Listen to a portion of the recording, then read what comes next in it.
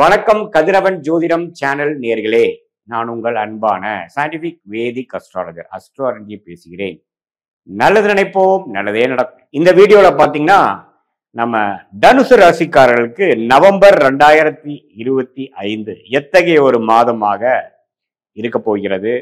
Scientific வேதிக் astrology முறையில எதையும் மிகைப்படுத்தாமல், மூட நம்பிக்கையில போகாமல், பரிகாரங்கள் அது மாதிரி விஷயத்துக்குள்ள போகாமல், ஒரு கிரகத்தின் சஞ்சாரை பொறுத்து, அதாவது ஆண்டு கிரகம் ஆகிய குரு, சனி, ராகு எதுவா இருந்தாலும் சரி, மாதம் மாதம் ஒரு ராசியை விட்டு ஒரு ராசி மாறக்கூடிய மாத கிரகம் என்று சொல்லப்படுகிற புதன், செவ்வாய், சுக்கிரன், சூரியன் போன்ற கிரகங்கள் பெயர்ச்சியானாலும் சரி, தனுசு ராசிக்காரர்களுக்கு எத்தகைய ஒரு தாக்கத்தை வருகிற நவம்பர் 2025 ஆண்டுல இருக்கக்கூடிய நவம்பர் மாதம் எத்தகைய ஒரு தாக்கத்தை கொடுக்க போகிறதுங்கிறது நம்ம துல்லியமான அறிவியல் சார்ந்த ஜோதிட கருத்தை மூலமாக நம்ம பார்க்க போறோம். இந்திய வேத ஜோதிடம் மூலமாக பார்க்க போகிறோம்.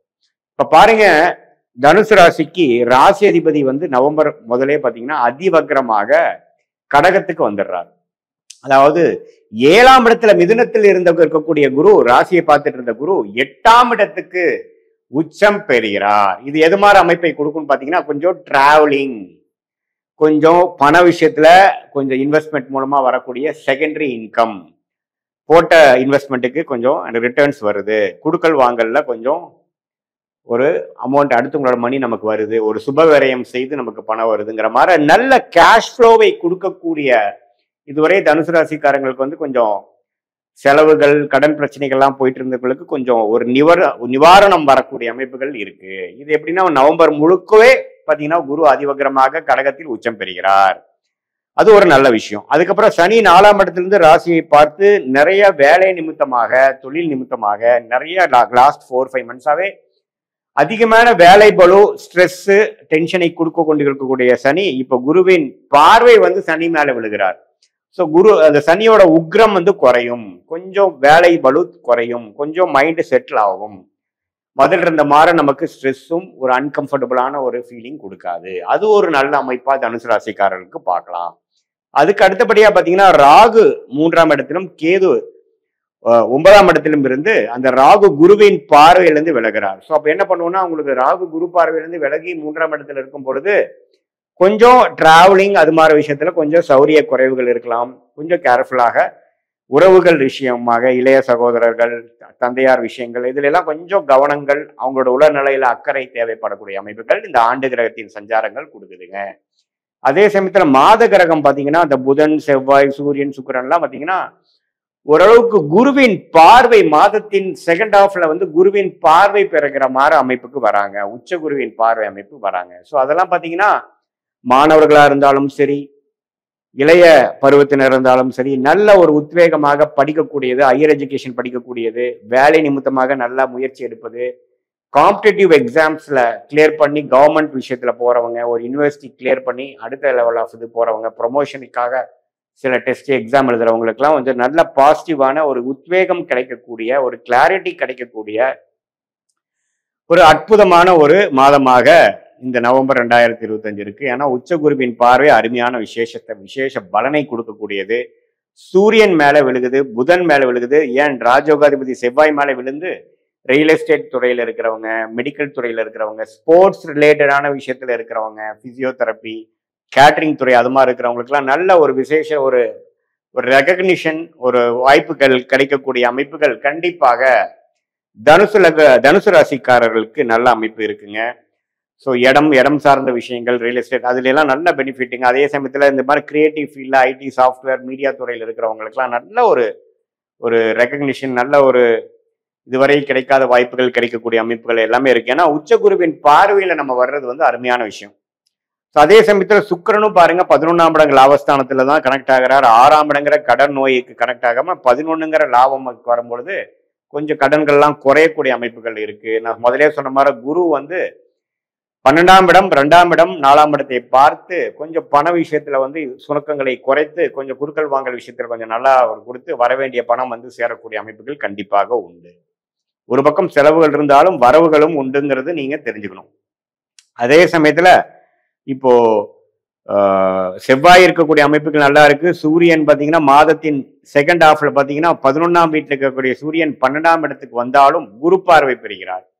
ஸோ என்ன ஆகும், கொஞ்சம் டிராவலிங் மூலமாக ஐடி துறையில் இருக்கிறவங்களுக்கு ஒரு வாய்ப்பு கிடைச்சி வெளிநாடு போகிறது, ஆன்சைட்டுக்கு போகிறதுன்னு சொல்லுவாங்க பார்த்தீங்களா, அது மாதிரி விஷயத்துக்கு போகிறது, இம்போர்ட் எக்ஸ்போர்ட் பண்ணுறவங்க அவங்க ஆர்டர்ஸ் ரிலேட்டடாக கஸ்டமரை பார்க்க போகிறது, அது மாதிரி கொஞ்சம் டிராவலிங்லாம் கொடுக்கக்கூடிய அமைப்புகள் ஒரு நல்ல விஷயத்துக்காக ஒரு காங்கிரீட்டான ஒரு ரிசல்ட் கொடுக்கக்கூடிய அமைப்புக்காக நம்ம போகக்கூடிய அமைப்புகள் காட்டுகிறது. இதே மாதிரி சில பேர்த்துக்கெல்லாம் பார்த்தீங்கன்னா அந்த ஷேர் மார்க்கெட் ஸ்டாக்ஸ் அதுல ஸ்பெகுலேஷன் இருக்கிறவங்களுக்கு திடீர் லாபங்கள் கிடைக்கக்கூடிய அமைப்பும் பரிபூர்ணமாக உண்டு. ஏன்னா குரு வந்து உச்சகுரு 8ஆம் இடத்துக்கு வருவது நல்லது. இதுவரை சனி வந்து நம்மளை 10ஆம் பார்வையா பார்த்து மன வருத்தத்தையும் மன சங்கடத்தையும் கொடுத்துட்டு இருந்ததெல்லாம் இப்போ வந்து கொஞ்சம் படிப்படியா நீங்கக்கூடிய அமைப்புகள் கண்டிப்பாக இருக்கு. ஸோ தனுசு ராசிக்காரர்களுக்கு பார்த்தீங்கன்னா கடந்த ஒரு 3-4 மாதமாக அதிகமான வேலை பளு, அலைச்சல், ஸ்ட்ரெஸ் எல்லாம் பாதிக்கப்பட்டு இருந்தவங்களுக்கு ஒரு சற்று நல்ல ஒரு ரிசல்ட், இவ்வளவு தூரம் ஒர்க் பண்ணதுக்கு ஒரு ரிசல்ட் கிடைக்கிற மாதிரி சில கேஷ் ஃப்ளோ, பணம் வர, எதிர்பார்க்காத இடத்துல இருந்து பணம் வருதல், அது மாதிரி சில விஷயங்கள்லாம் வந்து மனசை சந்தோஷப்படுத்தக்கூடிய அமைப்புகள் இருக்கு. தாயாரின் உடல்நிலையெல்லாம் பிரச்சனையானவங்களுக்கு கொஞ்சம் தாயாரின் உடல்நிலை கொஞ்சம் சரியாக போகிறது. அதே சமயத்துல ஒரு சுப விரயங்கள் செய்து அது மூலமாக லாபங்கள் எடுத்து இன்னொரு இடத்துல இன்வெஸ்ட் பண்றது, அது மாதிரி விஷயம். சில பேர்த்துக்கு வந்து நிறைய டிராவலிங், வெளிநாடு வெளி மாநிலத்துலாம் போகக்கூடிய அமைப்புகள், இருக்கிற ஆஃபீஸ் விட்டு அடுத்த ஒரு இடம் மாறக்கூடிய அமைப்புகள், பிஸ்னஸ் இருக்கிறவங்க நல்லா ஒரு புது பிரான்ச்சா அமைக்கக்கூடிய அமைப்புகள், அது மாதிரி கொஞ்சம் கூட்டு தொழில், புதுசா ஒரு கூட்டு தொழில் மூலமா ஆரம்பிச்சு பண்ணக்கூடிய அமைப்புகள், கூட்டா செய்யக்கூடிய தொழிலெல்லாம் அதிக லாபம் பெறக்கூடிய அமைப்புகள் வந்து தனுசு ராசிக்காரர்களுக்கு இருக்கிறதுங்க. இது வந்து ஒரு பொதுவான பலனை தவிர உங்களுடைய பிறந்த தேதி, பிறந்த நேரம், பிறந்த ஒரு கொடுத்தீங்கன்னா உங்களுடைய ஜாதகம், ஜென்ம ஜாதகத்தை போட்டு அதுல நீங்க என்ன நட்சத்திரத்துல என்ன ராசியில பிறந்திருக்கிறீங்க, அதுல என்ன பாதத்துல பிறந்திருக்கீங்க, என்ன லக்னத்துல பிறந்திருக்கீங்க, அதை வைத்து வரக்கூடிய தசாபுக்திகள் எப்படி இருக்கு, உங்க லக்னத்துக்கு அது யோக திசையா இருக்குதா, என்ன ஆதிபத்தியம் பெற்றிருக்கிறார், அந்த தசநாதன் எப்படி ஒரு ஸ்தான பலம், திக்பலம், திருப்பலத்தோட உங்க ஜாதகத்துல இருக்கார், யாரால் பார்க்கப்படுகிறார், யாரால் சேர்க்கப்படுகிறார், எந்த ஒரு கிரகத்தோட சேர்ந்து இருக்கு அப்படிங்கிறதெல்லாம் பார்த்து அதுக்கு தகுந்த பலன்களையும் இப்ப நம்ம பேசின கோச்சார பொது பலன்களையும் சேர்த்து வைத்து பார்க்கும் பொழுது அடுத்த வரக்கூடிய 3 மாதங்கள், அடுத்த வரக்கூடிய 6 மாதங்கள்ல உங்களோட வாழ்க்கையில என்ன திசையில் திரும்பக்கூடிய அமைப்புகள் காட்டுகிறது, அடுத்த படலம் எப்படி ஓபன் ஆக போகிறது, எது மாதிரி முடிவுகளை எடுத்து எந்த டைரக்ஷன்ல நம்ம போனோம்னா வெற்றி அடையலாம், தேவையற்ற சமய விரயங்கள், தேவையற்ற உங்களுடைய அந்த பண விரயம், அந்த நிதி. ஏன்னா நம்ம இந்த காலத்துல பாத்தீங்கன்னா எந்த ஒரு முயற்சியும் தவறா செஞ்சிட்டோம்னா அதுக்கு ஒரு விலை கொடுத்துட்டு தான் நம்ம வந்தாகணும். ஏன்னா எல்லாத்துலயுமே காசு இல்லைங்களா.